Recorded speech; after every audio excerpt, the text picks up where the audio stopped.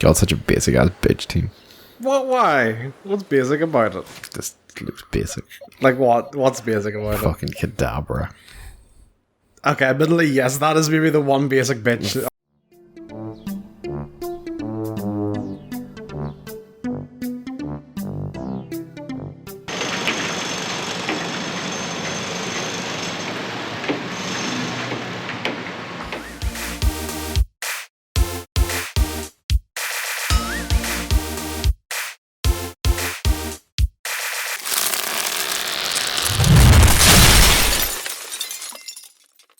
Welcome to On the Fence, the show that's about helping you decide whether or not to spend your hard-earned money on the biggest and possibly best releases. Nick. Hans. It is time for the next generation of Pokemon games. Okay. Because it's open world now. Nick, today we are looking at... Pokemon games were always technically open world. Going to ignore that. Nick, They were. Today we are looking at Pokemon Legends Arceus or Arceus, depending on who you ask. I mean, I'm pretty sure there was one pronunciation. The open world Pokemon game from, I think it is Game Freak that developed this, wasn't it? Yeah. Yeah. And as you can see, open world, it is! Woo! Oh god, he's aggressive. Oh no, he's not. Okay. So Nick, you may be wondering, what exactly is Pokemon Arceus? No, actually I'm not. I've played it. Nick, just do the bit. God fucking damn it. Hans, what is Pokemon Legends Arceus? It is an open world. You've said that already. Yeah, but I'm trying to describe like what sort of genre you would put it under. I suppose action RPG to an extent. A role-playing game, maybe. Survival game. It's not a survival game. There's a little bit of everything in here. So like as you can see, you know, oh, I did not know that was a thing. So as you can see, obviously, there is very much open world elements in this game. And there are also Pokemon elements in this game. They have definitely taken the Pokemon formula that we kind of know and tried to implement it into an open world environment, I suppose, and then also tried to bring in like the way that obviously we would catch and interact with Pokemon in, you know, the original base games is very different to kind of, and it would be hard to bring that across to what an open world setting is. So, like, let's... Can you see me? I don't think so. Oh, you can see me! So, as you can see, like, Pokemon are out in the open world, which is something that kind of came across from the... Well, it was supposed to originally start in Pokemon Let's Go, and then it kind of also came about in a more traditional Pokemon game in Sword and Shield. They carried that across. Yeah. So, but unlike in traditional Pokemon games, you don't necessarily have to battle a Pokemon to be able to catch it. So, although I have been getting into a lot of fights here, because these Pokemon are either aggressive or passive, I don't necessarily have to. So this Yamna. Yep. I'm going to try catch it, but without battling it. And this can only go well. Sure. So as you can see, I lock on, I have my Pokeball ready, and I throw, and I catch it. Hopefully. So there you go. So there you go. That is an example of me being able to catch Pokemon without actually having to battle it, which is something that is definitely very new.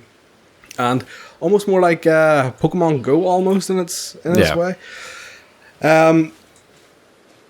Or Let's Go as well. And Let's Go as well, yeah. And I suppose also in a similar vein, you saw my Pokemon pop up at the side there, and they all got experience just because of me catching that, which again is also very Pokemon Go and Let's Go-esque.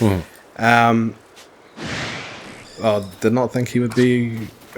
So as you can see, some Pokemon come at me, bro. Oh jeez. and are aggressive, while ones are more passive and will run away. So that kind of behavioral thing, which was also in Pokemon Let's Go, is still there too.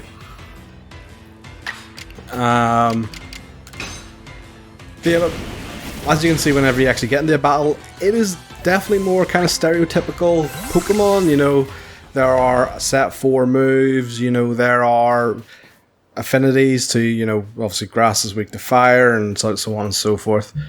There are really... but yeah, so there are little differences, I suppose, in the actual combat, which, as you can see by the scrolls here... Oh no. So if I go in the fight here, you can see via the scrolls. So, big thing that they kind of showed off during the build-up and the trailers in this are the strong style attacks and the quick style attacks. Or sorry, yeah, well, rapid style attacks. Which... It's not agile style. It is agile style. God, you think I'd been playing this game more than you? I really don't use them that much, to be fair. But you can see on the right-hand side there the queue or the action order, and that they will affect the action order. So if I use quick attack now, I'm going to get 2 attacks in a row, and then Yama will go. If I use my strong style attack, it evens it out a bit more. And if I use my agile attack, at the minute it would not do much, but further down the line that could guarantee me another move. Yeah, it's... The League of Legends game that came out, the Ruined King, a League of Legends story, has a very similar system in it, where you can essentially, use your ability normally, or use your ability faster, or use your ability but have it be weaker, and have it less of a cooldown and things like that. It's interesting. My only complaint with it so far that I've had with it is... You saw there that the difference between you using your quick attack normally and you using your quick attack agile style, there was no difference, or no immediately noticeable difference, which I think it's a bit weird, because in that scenario then why would you ever use the agile style? Because as much as, yes, maybe further down the line you would get a bonus, very few of these fights last that long that it would be worth taking that hit. It's like if you go between your agile style with Arceus and your normal style, not the strong style, there's no difference. Yeah. Yes, obviously strong style is making it take longer, but again, I've had times where there's been no difference between using it strong style and using it normal. So if those are affecting things further down the line, it's a bit weird, because the fights don't last that long in this. Even the few and far between trainer fights I've had, they haven't actually lasted that long. So so it's a bit weird, I think, that there's not always an immediate noticeable change. Because in that case, then why wouldn't you take the advantage of I can hit harder if I'm still going to be going at the same time I would?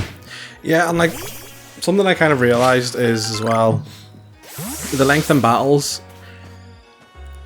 This is obviously very different from a traditional core Pokemon game. Yeah. The length in battles is something that definitely stuck out to me. Is even with a couple of trainer battles that I have done, or the boss battles, they last maybe 5 moves max. Because a lot of the trainers in this, and it ties into the story a wee bit, maybe have 1 or 2 Pokemon. They don't really have Pokeballs, and they don't really have multiple Pokemon. Again, just due to storyline factors of, well, I suppose we should talk about the story, shouldn't we? And then I can talk about it a bit more. So the story in this is that pretty much, and I can't believe I'm saying this, you are thrown back in time. Tenisikai. You keep saying this. How many of our non-weeb fans are going to know what that means? It's a fairly common term. I would not know what that means. Then you're an idiot. So, you are thrown back in time to a land before Pokemon were properly domesticated. And because that you are used to Pokemon being domesticated, you find them oh yeah, they're just Pokemon. Whereas everyone else are still kind of petrified of these wild animals running about. So you come across as a god in the Pokemon world. You are then recruited, or you are saved by the professor of this game, and then recruited into the survey corps. Survey corps? Yeah. who go out and pretty much are there to, one, keep the peace between the rival clans in the game, which are the Diamond Clan and the Pearl Clan, and also help train, domesticate, and fight off wild Pokemon. And perform like they're there to catch Pokemon too, in order to, one, have a proper like Pokedex within the region, and also to like kind of investigate and research them, because yeah, as we mentioned, like they're still a very unknown quantity in this period of time. Yeah. Get fucked. The story is like what little I have seen of it so far. Like I think I've just gotten past where I got to in the stream, like replaying on my own Switch. It's fine. I think there's obviously a bit more of a story than there would be, I think, in a typical Pokemon game.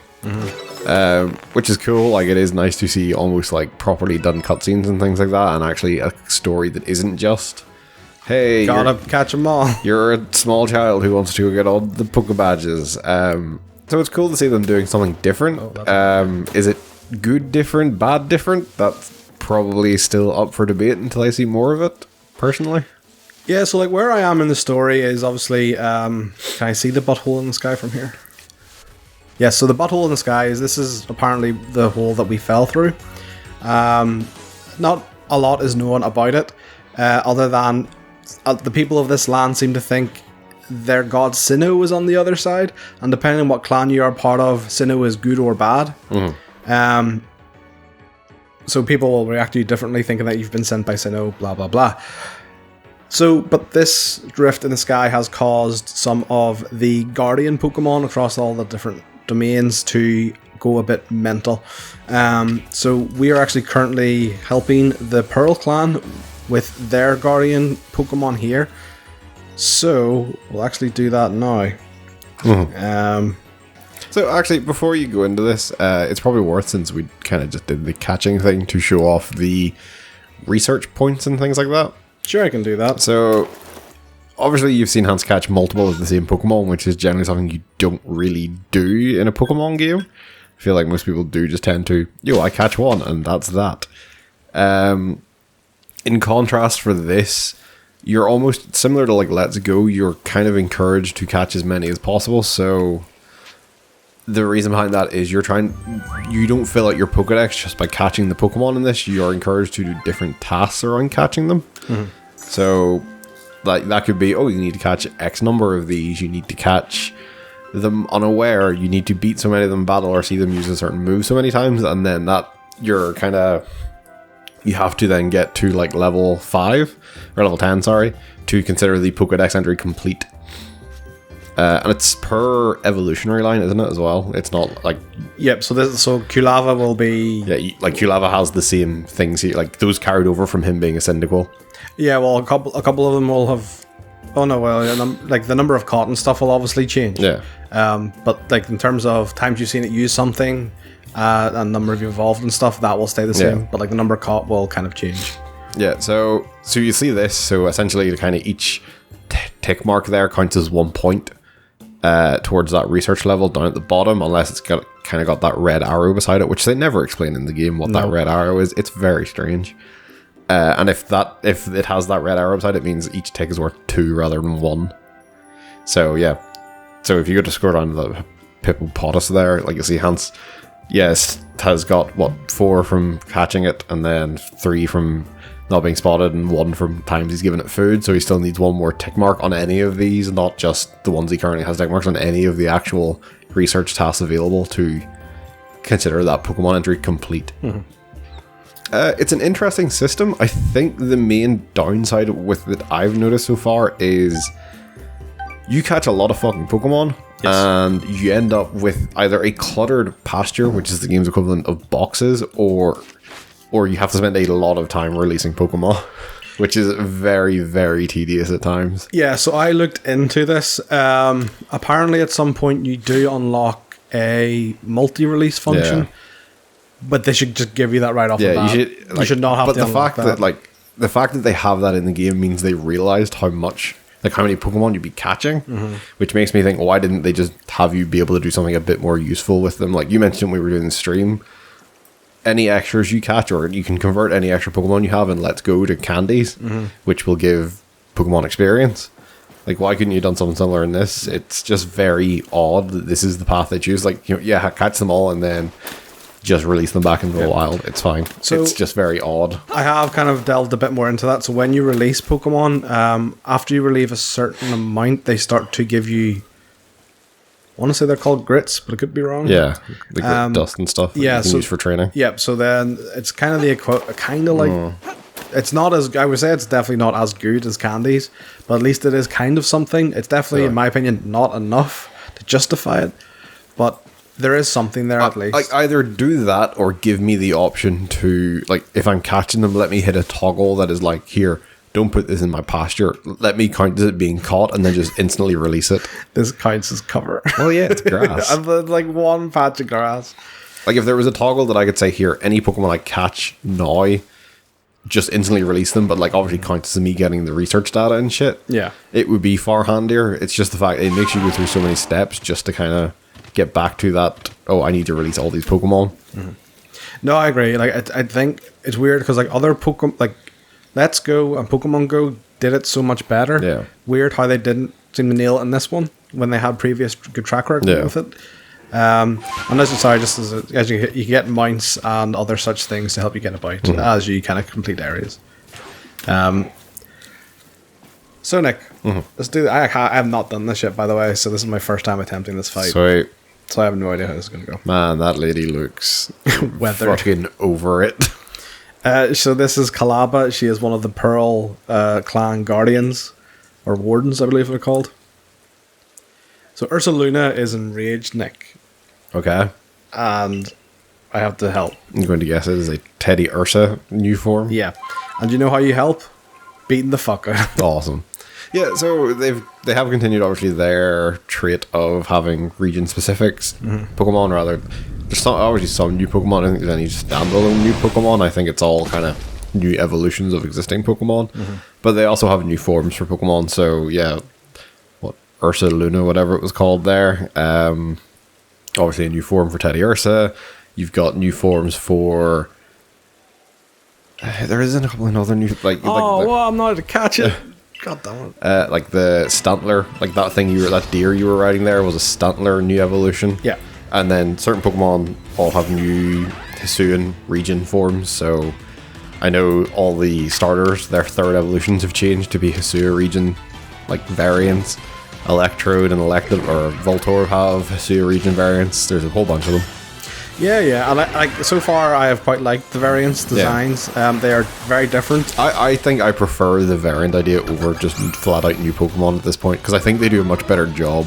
The variant, yeah, 100%. And I think it also, like, in terms of Pokemon are animals, it makes a lot of fucking sense. And I will say on top, though, but I do want Mega Evolutions back, I'm just saying. Yeah. I think it is the one thing that I wish Pokemon had kept on. I know they kind of like to have... Oh, catch it. See what happens. Oh, wow. See what happens when you try and catch it. I won't even let me swap them. Ah, boo. I kind of want to finish it off with a quick attack and be a dick. Oh yeah, I suppose. Yeah, you can run about in fights. Yeah. I just completely forgot about that just until there now. I don't use it at all. It's so pointless. It is, but I kind of love it. Like, it's pointless in the same way, I mentioned during the stream, it's pointless in the same way that fucking, it's very pointless in Dragon Quest 11 that you can run around in fights. I think one of the things that I kind of love as well in this is, say, as I said, because you're brought from a far off land or from the future, are so used to Pokemon, and so used to Pokemon battles, which are just a standard thing in the Pokemon world. None of these guys are used to Pokemon battles, and so they're just like, I could not fight a Pokemon, I would die, and then they just have you do everything. Yeah. Toxic.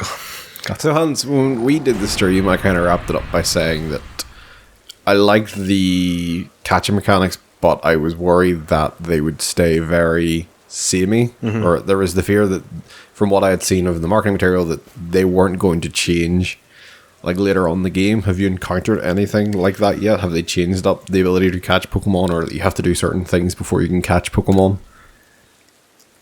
Yes and no, but it's not due to the Pokemon, it's due to the worlds. Okay. So, because this is a much more barren land, there are... So, if you watched our stream, we were in a more stereotypical forest setting with lush grass and things you could hide Your behind. typical plains area, essentially. This is a much more arid land, and there's more poison Pokemon knocking about. So in terms of tall grass, it's very scarce. So you actually have to use your tools a lot more to kind of just get about. So yes, you still aim at Pokemon and throw a Pokeball. But in this land, you're either fighting a lot more just because, again, lack of vegetation, or I've gotten a lot more tools. Yeah. So I have smoke screens now that I can throw out, and you can use them to either run away from fights if you need to, or as use cover, as cover to sneak up on a Pokemon and kind of capture it. Also, I have it's kind of like the equivalent of a repel in this game, but it's like a stealth potion, which means that I'm less likely to get. Yeah. So yes and no. Like at the end of the day, you're still aiming Pokeballs and throwing them at them. But you're like, that's the kind of stuff I wanted. Like I wanted it to be like, oh, we are forcing you to change up how you would typically like catch a Pokemon, and like that's the sort of stuff I want to see. Is, oh, we've changed the environment around you so that you need to do something else, like. Because there is less grass around, you need to rely more on like distracting Pokemon with berries and things like that. Like I think that's the sort of stuff I want. I'm fine with it still being I have to hold ZR and throw the Pokeball. That's fine. That's the key mechanic. That's okay. It is. Yeah, I want them to mix it up and be like, yeah, you're going to have to deal with other scenarios than just walk up, throw a Pokeball. Yeah, and I think like it definitely feels like that. I kind of hated this this region when I started it because I was so used. I was trying to play it like I had previously. Yeah, but you kind of just can't. Now, don't get me wrong. There are still areas in this where there is more regular vegetation, just because it's the layout of the map. But like if you can look around, there's all these dead trees and things, you know. And you can see there's a couple patches of grass behind me, but very much not compared to what was in the previous area. Yeah. Ursulina will rush toward any treasure he senses in front of him. Press Y to dig up treasure. Cool. Sweet. I have dig. That's pretty much what just happened. I have dig. What button do you hit to change your... I'm assuming it's left and right, the D-pad, to change what mount you want to summon? Yep. Is that an unknown? I don't know. Is it? Yes. That was a heavy ball. You fucking suck. So that's another thing. We haven't really touched on the crafting system here. But yes, so different Pokeballs as usual. You have your typical Pokeball, which is your average Joe. You have your Great Ball, which is a step up. And you have Heavy and you have Feather Balls. So Heavy Balls are better for catching heavy Pokemon. I mean, that's it. Those extra balls are in Pokemon. They are not new thing. No, I know they are, but they have different characteristics. Like, for example, like as you saw with the Heavy Ball, you can't throw it very far. Feather Ball, I think you can throw it further. Oh yeah. Oh fuck, definitely. Yeah. But again, I kind of want to fight that. Hans, if you want to fight it, you fight it. No, it's like a level 45. But yeah, so we haven't really touched on the crafting stuff, but I'm going to show that off maybe when we get back in the time in a minute. But yeah, so as you can see, this is an alpha Pokemon, as told by its glowing eyes, and it is severely over-leveled. These are scattered across the map. I think I've marked a couple. So yeah, these are scattered across the map. You can capture these 100%. They base traits and their stats and stuff are significantly better than a regular one. And they stay bigger, I think, when you catch them. Oh yeah. So like they have an actual size to them. Yeah. Because I'm also in the middle of a request where I have to catch a certain size of Boizel.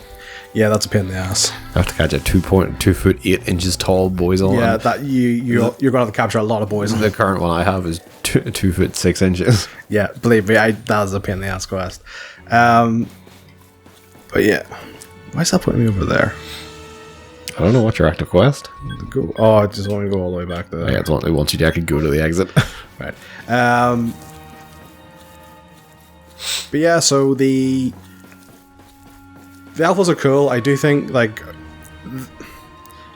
from what I have seen so far, they seem to vary from, like, yeah, they are stupidly overpowered to, yeah, they're not really. So all the ones I have encountered have been like 30 or 45, which have been about 10 to 15 levels higher than me. Bar one Bibarel, which I found was level 16. And I just don't understand that, because you have to get close enough to kind of be able to... But I also appreciate that, like, you should have a lower level one to show that, like, okay, yes, because you don't want players to have, like, to constantly find ones that are overpowered them and never experience what it's like to find an alpha without them having to go back and redo them. I will say one of the good giveaways on whether you can fight it or not was with the barrel. It was kind of on the main path. Yeah. So there was kind of a good indication of, yeah, you could probably fight this if you want to. It will be a wee bit tougher.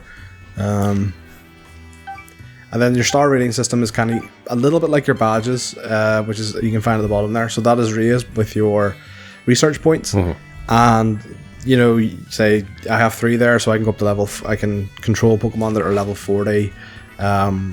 They also kind of are the gateways to better items. So I can get Great Balls at level 2 and Super Potions and all that jazz.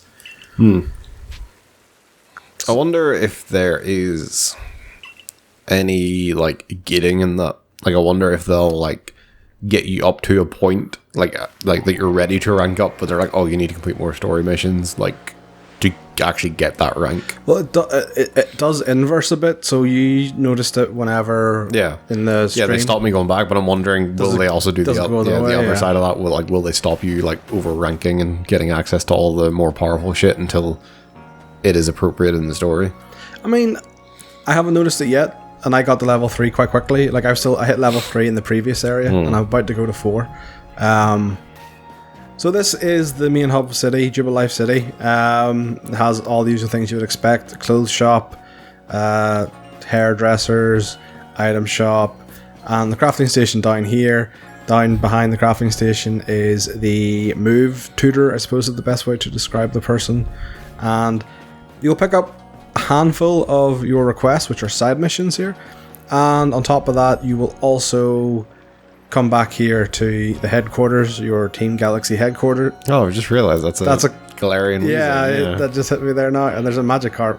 Yeah, that's fine. That's just a Magikarp. They're boring. What do you mean, just a Magikarp? Magikarp is the dopest Pokemon. That kind of even. Well, this shows that they've already found the Galarian region. Yep. And they're probably wondering, what the fuck is a smokestack? Yeah. Like, considering... That must be the professor's lab, actually. So I'll show a little bit of crafting here. So, you saw when I was out in the open all the items I was collecting and picking up. So, there are crafting elements in this. So, obviously, you can craft all your Pokemon. You can still buy these, by the way. You know, you don't have to craft them. But they do kind of say, like, look, be self-sufficient. It's a good thing to do.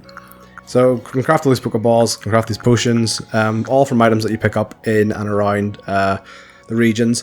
I have not found items that are region locked, but they are definitely scarcer or more plentiful across the different regions. It's like the medicinal leeks were definitely very rare in the new area I'm in with the more poisonous area. Do you need the medicinal leeks for the super potions? No, super potions are... That's an ordinary potion. Are a potion and a pepper plant. So I'm wondering then, are they going to, like... Obviously, you'll find new things that will craft the better stuff. Revives. So again, this is the stealth spray I was talking about, as well as the smoke bomb. So, crafting is grand, and you're limited to inventory space, as is tradition. Well, that's not your inventory, so that's just a list of things you can craft. But yeah, like, your inventory is, Oh, okay, yours has gotten bigger. Yeah, so the guy at the bottom of the stairs there in the headquarters. I have a Thunderstone and I have an Eevee. Then use it if you want. So your inventory is actually limited. Like, you can only carry a certain amount of items. Types of items. Yeah. But yeah, so I'm assuming the stacks are capped at 99, like they usually are.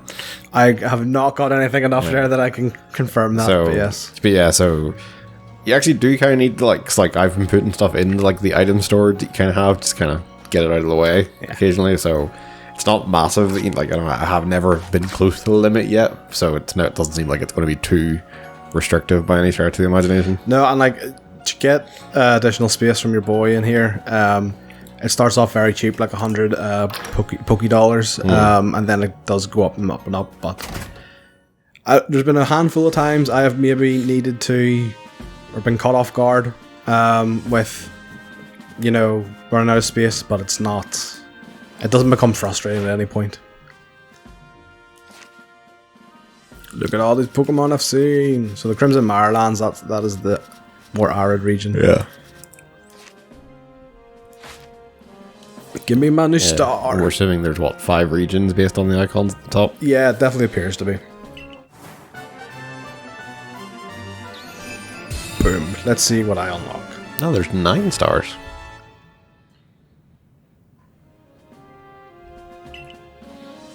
Leaden balls. Up to 50 will obey. D.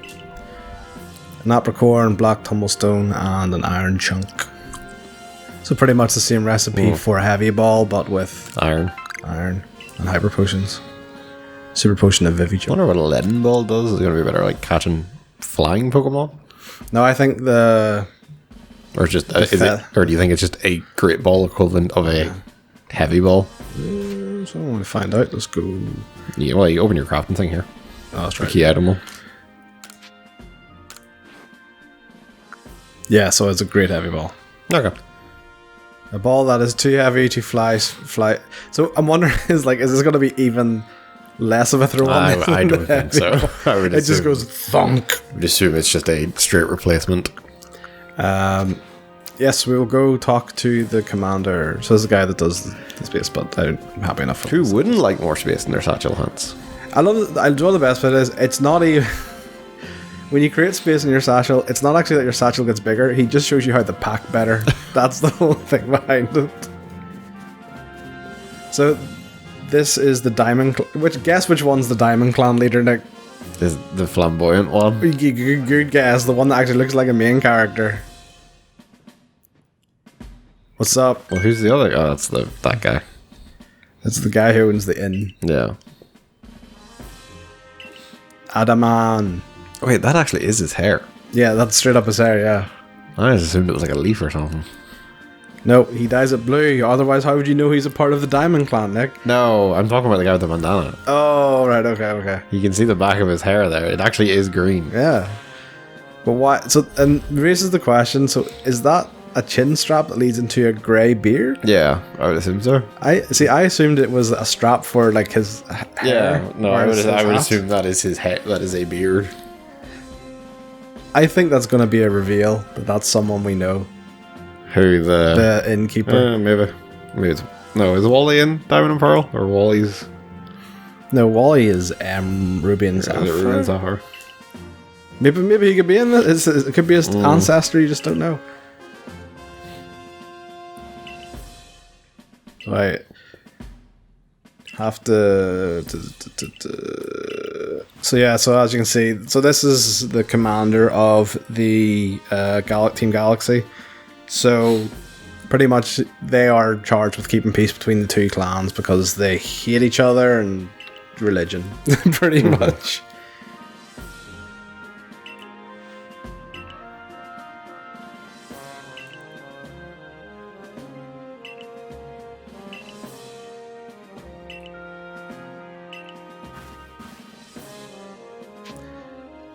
I kind of love how they, like, I'm a randomer who fell out of the sky, and they have pretty much shot me to being the best Survey Corp member.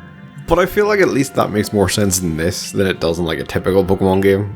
What, where you just happen to be the... Yeah, wherever like at least in this, like you have shown prowess that no one else seems to have, in the fact that you are like completely unafraid of Pokemon. You're great at catching them. Like you seem to know all about them. Whereas at least like in the mainline games, you're just a kid and everyone always seems to like kind of ask your opinion and expect you to do things. At least it makes a bit more sense in this that like you would be kind of looked upon as a guidance. Because you fell out of the sky. Because you fell out of the sky and are capable around Pokemon. Yeah. So, like, I think that's really everything I want to show. Unless there's anything you think I should show off. Not that I can think of, no. So, we're going to jump ahead then to mine and Nick's final thoughts and opinions on Pokemon Legends Arceus. So, Hans. Yes, Nick. If I was on the fence about Pokemon Legends Arceus, whatever it is, what would you say to me? I would say don't go into this expecting it just to be an open world Pokemon game. If you do, you'll probably be disappointed. I think it's... Even though it's got the Pokemon label on it, it does kind of feel like its own entity. Like it almost feels like they're trying something very new. Does it work? Yes and no. I think the open worlds are grand. Some like they're not particularly interesting, but they do the job. They fulfill the function. The Pokemon battles are just Pokemon battles. You know, the capture and function feels like an evolutionary step from Pokemon Go almost, and putting that into an actual game rather than just a mobile game. The story is, I'll say they've probably given more effort than I thought we originally thought they would. It's not just a, hey, you're going to build up the civilization. There is actually a mystery to it. You know, what is the big butthole in the sky? Why did you get pulled through it? What's causing it? You know, why is it causing the guardian animals to go nuts? There's a couple things in there that I really, really, really like, which is some of the quality of life stuff I really, really enjoy, and I think we've had different opinions on this, but some of that I think does need to come across to the core games, which is, you know, the fact you can select what Pokemon you have active just with the push of a trigger. The fact that although you can only have 4 moves equipped to Pokemon at one time, that they don't just forget the other ones, they are on the back burner and you can slot them in as you want to use them. The fact that, you know, you don't have to cancel a Pokemon evolving by hitting B every time at every level. Past a certain point, you can actually actively pick, once it gets to level 16, you can actually select it to evolve. Yeah, those quality of life things I actually would love to see brought over. This is a very different game, but I have to say, at this stage, I am really, really enjoying it, and I think, reading online, it's only about 30 hours, and I think that's a good move. Because I do think... That's about the length of a normal Pokemon game. Yeah, but it's not like an open world like level of game. Because I do feel like the catching mechanic would probably wear thin if you had to do it for the standard length of a traditional open world game, which is like 60 plus hours. And open world games can be as long as you want them to be. Like, I finished Horizon in like 15 hours. It's because you just didn't do any of the side Exactly. stuff. They can be as long as you want them to be. So yeah, I say at the minute I'm really, really enjoying this. But I do feel like some of the mechanics might get tedious if they went on for too long. But Nick, you've also played Pokemon Legends Arceus. If I was on the fence, what would you say to me? So yeah, I'm obviously a bit earlier on than you still. I'm maybe still a bit more tepid on the whole thing. I think it fulfills a lot of the promises they kind of laid out with like the wild areas in Sword and Shield. But I think it definitely fulfills them a lot better than they did in Sword and Shield. I think it feels much more like a living world that you're in than the wild areas ever did, and like the world is properly open world. It does feel like you're not just in this weird self-contained bit and then kind of dealing with some extra gang.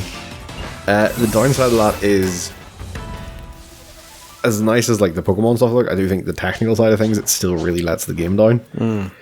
It just looks really grimy and rough in places. Some of the textures, some of the textures, not even in the open world, just on characters, look really bad. It's weird, and like we've seen better looking games on the Switch. I still think the fact that one of the first games released on the Switch is one of the best looking is kind of shocking. Breath of the Wild. But other than that, I'm happy they're trying something new with Pokemon. I think it desperately needed it. It's maybe the sort of thing that if it might be worth waiting for the next one. Like, I'm assuming Pokemon Legends is going to be its own thing. I would not expect this to be a one and done thing. I don't think they would put in that work for it to be a one and done thing, and apparently it's done very, very well commercially. I think if you're really excited for it and like what you've seen of it looks good, go for it. But if you're kind of more blasé or a bit more cautious about it, it's the sort of series that I think when the second one comes out, I think they'll get down a lot of the sort of things that should be resolved. Like a lot of the quality of life stuff that people are asking for hopefully would come in sooner or are just there in the first place. But yes, those are mine and Nick's thoughts and opinions on Pokemon Legends Arceus. Only available on the Nintendo Switch for $49.99. I've actually seen it way cheaper than that. I feel like I've seen this reduced like below 40 from a lot of retailers, way more than I've seen any other Pokemon game. Like, I got my copy for 37 quid. From Shop 2. And I've seen like Curry's and Argos have it for like 38 quid. Okay, ranging from 38 to 49.99. It's very weird. I feel like it's the only Nintendo game I've seen people like trying to get really cheap or like selling it quite cheap. Maybe pre-orders weren't particularly high on it, and then Possibly, or maybe they're all just trying to, like, seeing how popular it is, they're all just trying to kind of undercut each other. possibly. It is a Pokemon game. Yeah. Pokemon games will sell regardless of what's attached to it. It's Pokemon with moves. Thank you very much for joining me, Nick. No problem.